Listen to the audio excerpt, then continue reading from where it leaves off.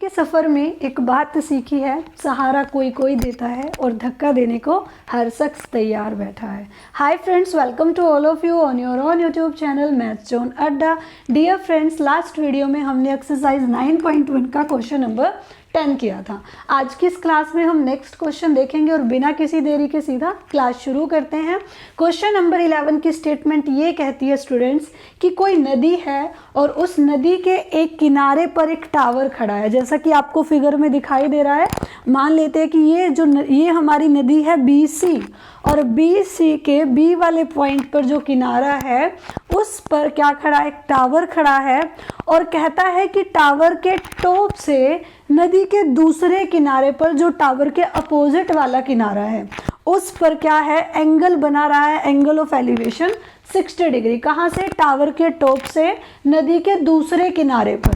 तो हमने माना C वाला जो पॉइंट है ये रिवर का वो वाला बैंक है जो इस टावर के अपोजिट में है। तो हमने कहा A से C B जो एंगल है वो 60 डिग्री है। उसके बाद कहता है कि अगर हम उस नदी के किनारे से, जो दूसरा किनारा है, इससे 20 मीटर अवे जाए, 20 मीटर दूर जाए, तो 20 मीटर दूर ग्राउंड पर किसी पॉइंट पर टावर के टॉप से जो एंगल बनता है वो 30 डिग्री है। तो आपको फाइंड करनी है height of the tower and width of the river. देखिए स्टूडेंट्स, हमने इसमें माना है कि रिवर की विड्थ BC है। BC कैसे? B वाला जो पॉइंट है ये हमने माना रिवर का एक किनारा है और C वाला पॉइंट है ये रिवर का दूसरा किनारा है। यानी रिवर की जो विड्थ है, जो चौड़ाई है, हम मान लेते हैं कि वो x मीटर है, कि x मीटर चौड़ी हमारी रिवर है और उसमें एक साइड वाले किनारे पर ये टावर खड़ा है और दूसरे साइड वाले किनारे पर एंगल ऑफ एलिवेशन क्या बन रहा है, 60 डिग्री बन रहा है। मान लेते हैं इस टावर की जो हाइट है वो h मीटर है। उसके बाद जो कहा, एक बार फिर से रिपीट कर देती हूँ कि दूसरे किनारे से 20 मीटर आगे चलकर किसी पॉइंट पर टावर के टॉप का एंगल 30 डिग्री हो जाता है। अब जो जो चीज़ें आपके पास है सबसे पहले उसको लिख लीजिए। देखिए हम सॉल्यूशन में क्या लिखेंगे कि हमें गिवन है, क्या गिवन है बच्चों, angle ADB is equal to 30 degree, angle made by the point away from the bank of the river to the top of the tower. Angle ACB is equal to 60 degree. उसके बाद आपको given है DC या CD is equal to 20 metre away, point क्या है ये, 20 metre point away from the point on the bank of the river, point on the bank of the river, कि river का जो किनारा है उसके किनारे से आगे जाते हुए 20 मीटर की जो चौड़ाई हमें दी है वो हमने CD मानी है।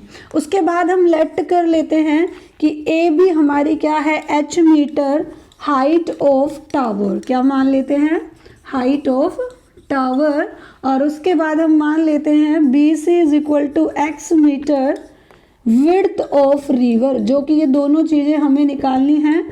हमने इनको लेट कर लिया और जैसा कि हम हर क्वेश्चन में करते आ रहे हैं कि हमें दो ट्राइंगल नज़र आ रही है, हमें एक परपेंडिकुलर निकालना है और नीचे से बेस। और परपेंडिकुलर और बेस का रिलेशन किसके साथ होता है ट्रिग्नोमेट्री रेशियोज में? टेंजेंट थीटा के साथ होता है। इसका मतलब अगर मैं पहले बात करूं, इन ट्राइंगल ABC, तो ABC में आप कहोगे परपेंडिकुलर क्या है, AB है, और बेस क्या है बच्चों, BC है। किसके इक्वल होएगा? टेंजेंट थीटा के। और इस केस में छोटी ट्राइंगल जो ये ABC नज़र आ रही है, हमारा थीटा कितना है, 60 डिग्री है। अभी नेक्स्ट स्टेप में क्या करेंगे, इनकी वैल्यू रखेंगे। AB की जगह H रखोगे, BC की जगह X, क्योंकि हमने इनकी वैल्यू यही मानी है। और टेंजेंट 60 का मान अभी तक सबको याद हो गया होगा, कितना होता है, √3। नीचे 1 लगाया। नेक्स्ट स्टेप हमारा क्या होता है, क्रॉस मल्टीप्लिकेशन वाला। तो हम यहाँ से कहेंगे X √3 is equal to H, ठीक है, या आप बोल सकते हो √3x is equal to H। ये आपकी हो गई इक्वेशन 1 कि अगर हमने x की और √3 की मल्टीप्लाई की ना तो √3x आया और ये किसके इक्वल आ गया, h के इक्वल आ गया। अब हमारे पास ना तो x की वैल्यू है ना h की वैल्यू है, तो इसको यहीं छोड़ते हैं और सेकंड ट्राइंगल देखते हैं ABD। अब आप कहोगे इन ट्राइंगल ABD की जब हम ABD में बात करेंगे तो परपेंडिकुलर तो हमारा AB ही है, बट बेस क्या हो गया इस केस में, BD हो गया। अब किसके इक्वल होएगा बच्चों, टेंजेंट थीटा, और थीटा कितना आपका 30 डिग्री, क्योंकि परपेंडिकुलर अपॉन बेस क्या होता है, टेंजेंट थीटा होता है। अब आप AB की जगह वही H रखोगे और BD की वैल्यू देखो बच्चों कैसे आएगी। आपको निकालना है B से D तक की डिस्टेंस, तो आप कहोगे B से D तक जाने में पहले B से C तक जाना होगा और फिर C से D तक जाना होगा। इसका मतलब अगर हमें BD निकालना है BC में CD ऐड करना होगा। अगर हम BC प्लस CD कर देंगे तो हमारे पास क्या आ जाएगा, BD आ जाएगा। इसका मतलब BD की वैल्यू क्या आई, 20 प्लस x की अगर इन दोनों को जोड़ दूं तो ये पूरी की पूरी जो डिस्टेंस है ये हमारे पास आ जाएगी। अब हम कहेंगे टेंजेंट 30 का मान कितना होता है, 1/√3। फिर से वही नेक्स्ट स्टेप क्या होता है, क्रॉस मल्टीप्लीकेशन वाला। यहाँ से आप कहोगे √3h is equal to 20 plus x, जब हमने क्रॉस मल्टीप्लीकेशन की। अभी नेक्स्ट स्टेप ध्यान से देखेंगे, मैं यही करने वाली हूँ। √3 हमें यहाँ नहीं चाहिए क्योंकि हमें h की वैल्यू निकालनी है, तो हमने कहा यहाँ √3 मल्टीप्लाई में है, उधर ले जाते हैं, ये किस में हो गया, डिवाइड में हो गया। अब आप देखेंगे ये हो गई आपकी इक्वेशन नंबर सेकंड। फर्स्ट में जो वैल्यू थी वो भी हाइट की वैल्यू थी, सेकंड में जो वैल्यू है वो भी हाइट की वैल्यू है। अब टावर तो सेम है ना, यानी हाइट तो दोनों केस में सेम होगी। इसका मतलब फर्स्ट और सेकंड इक्वेशन इक्वेट हो जाएगी, यानी जो इसकी वैल्यू आएगी हाइट की वही इस हाइट की वैल्यू आएगी। दैट मीन्स ये दोनों इक्वेशन इक्वल है। तो हम कहेंगे ऑन इक्वेटिंग, यहाँ देखेंगे साइड में, on equating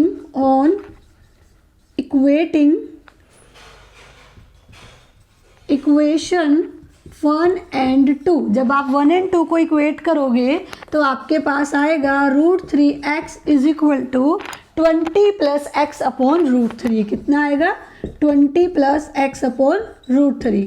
अब आप इधर से कहोगे कि हमें √3 नहीं चाहिए, तो हम x के साइड से इधर से √3 लेके नीचे चले जाए तो हमारे पास क्या हो जाएगा, x is equal to 20 plus x और अपोन में आपका हो जाएगा, या सीधा ऐसे कर लीजिए, ये √3 है इसको यही रखिए और ये जो नीचे वाला √3 है ना इसको उधर ले जाइए, तो ये मल्टीप्लाई में आ जाएगा यहाँ, और √3 की √3 से मल्टीप्लाई करोगे तो 3x हो जाएगा, क्योंकि √3 की √3 से मल्टीप्लाई √3 का स्क्वायर, और स्क्वायर से रूट क्या हो जाता है बच्चों, कैंसिल हो जाता है।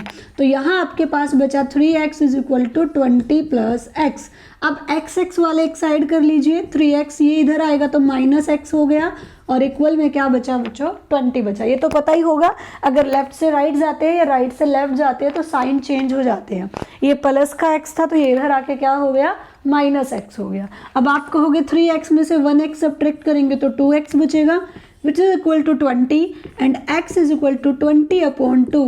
that means आपके पास जो x की वैल्यू आई वो कितनी आई, 10 मीटर। यानी जो आपको निकालनी थी दो चीजें कि height of the tower and width of the river, उनमें से एक चीज हमारी आ चुकी है विड्थ ऑफ द रिवर। तो विड्थ ऑफ द रिवर क्या आई बच्चों, x is equal to 10 metre. अब अगर मैं x की वैल्यू इनमें से किसी भी एक इक्वेशन में पुट कर दूं तो क्या हमारे पास हाइट आ जाएगी, बिल्कुल आ जाएगी, क्योंकि किसी एक का नोन होना जरूरी था, हम दूसरे को फाइंड आउट कर सकते थे। तो हम कहेंगे इधर put x is equal to 10 in equation 1। हम इक्वेशन 1 से निकाल लेते हैं तो हमारे पास क्या आएगा बच्चों, √3 into 10 is equal to h, यानी कि आपके पास हाइट की वैल्यू क्या आई है, 10√3।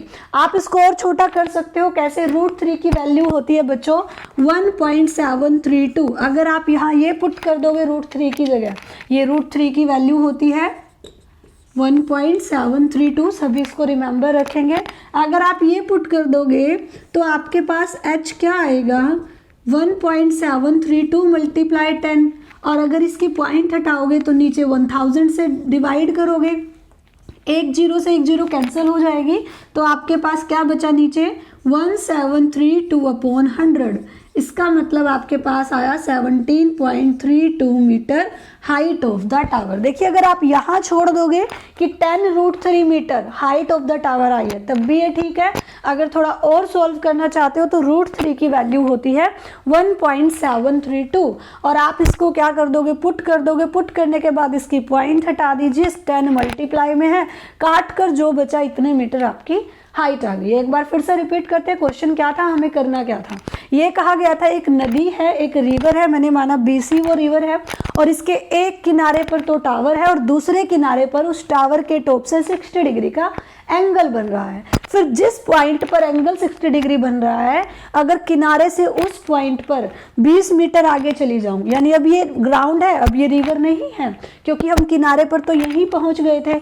20 मीटर आगे जाऊं तो उसी टॉप से एंगल 30 डिग्री हो जाता है।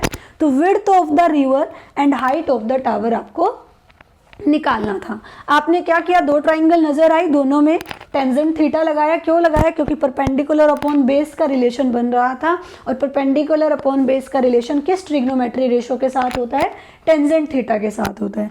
एक केस में टेंजेंट 60 डिग्री था, वैल्यू √3 रखी। एक केस में टेंजेंट 30 डिग्री था, 30 डिग्री पे वैल्यू होती है 1/√3। क्रॉस मल्टीप्लाई की और हमारे पास दो इक्वेशन आई, दोनों h की वैल्यू थी, दोनों को इक्वेट किया। इक्वेट करके आपके पास x की वैल्यू आ गई, यानी विड्थ ऑफ द रिवर आ गई। उसको आपने किसी भी एक इक्वेशन में पुट करके हाइट की वैल्यू निकाल लेनी है। हाइट की वैल्यू आई थी 10√3, फिर √3 की वैल्यू हमें पता होता है 1.732 होती है, रिमेंबर रखनी होती है, ये आप भी रख लीजिएगा और आसान रहेगा आपको।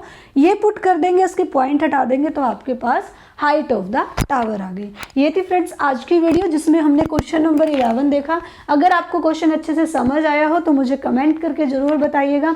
अगर कोई क्वेरी रह गई हो वो भी कमेंट करके बताइएगा ताकि मैं आपकी क्वेरी शॉर्ट आउट करा सकूं। डियर फ्रेंड्स, अगर आपको वीडियो अच्छी लगी हो तो वीडियो को ज़्यादा से ज़्यादा लाइक और शेयर कर दीजिएगा। अगर आप मेरे इस चैनल पर नए हो तो चैनल को सब्सक्राइब और बेल आइकन को प्रेस करना बिल्कुल मत भूलना। चलिए मिलते हैं नेक्स्ट क्लास में, bye bye, see you tomorrow.